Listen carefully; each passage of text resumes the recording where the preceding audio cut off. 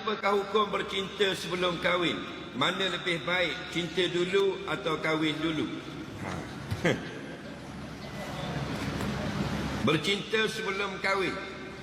Dia gini, bercinta itu boleh, tetapi dia ada batasnya. Dalam Islam tidak pernah pun ulama-ulama melarang kita mencintai seseorang yang kita nak jadikan pasangan hidup. Tak pernah dengar kita ulama kata haram. Nah, kita nak kahwin, kita orang raut, orang laki-laki, kita nak kahwin dengan seorang perempuan orang bentung. Bila kahwin? Minggu depan. Jadi sekarang ni ada tak perasaan kita cinta kepada dia? Ada. Kalau haram bercinta, berdosa habis pengantin.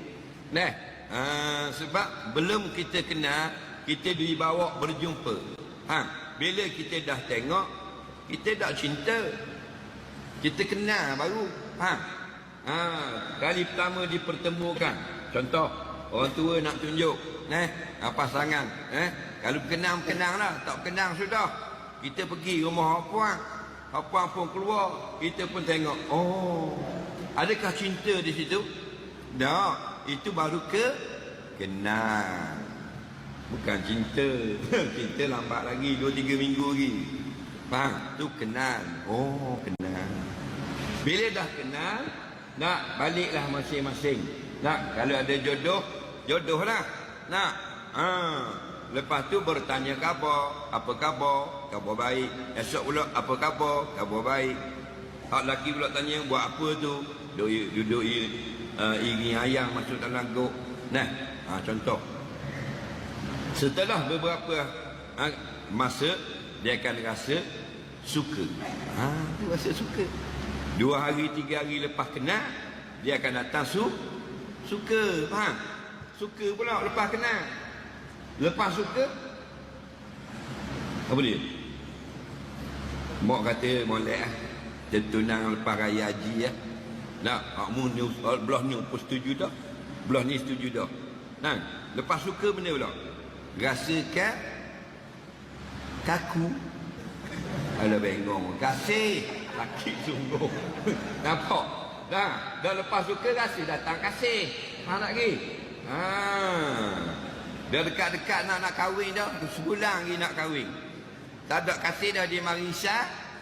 Sayang. Itu cinta dia panggil. Faham tak? Jadi ukurnya kita rasa sayang, kita rasa kasih kepada orang yang nak kita jadikan pasangan hidup, harus pada syarak.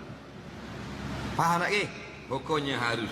Tapi setiap perbuatan manusia ini yang bermula dengan harus, dia ada pagar dia. Jangan lebih daripada pagar jadi haram. Cintalah, tapi jangan sampai haram.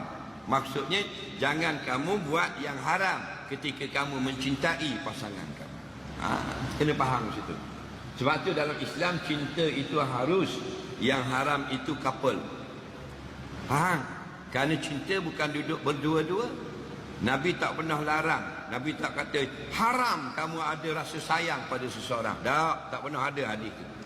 Tapi Nabi kata jangan berdua-dua.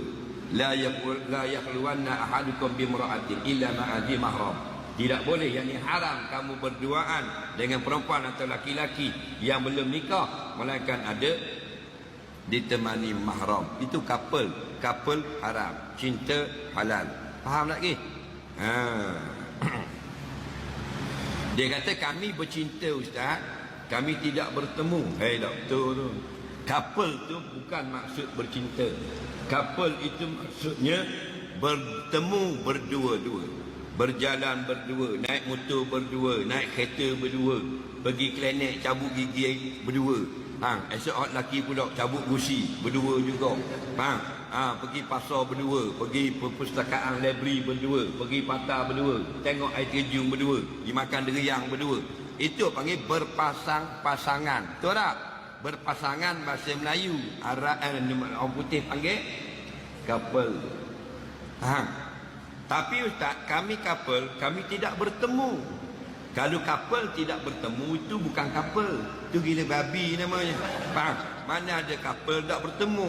Faham? Couple mesti duduk dua. Faham tak lagi? Kalau tidak bertemu, orang tak panggil couple. Bongok. Faham tak lagi? Jadi couple haram. Okey? Tak mau bagi haram illa ma'adi mahram.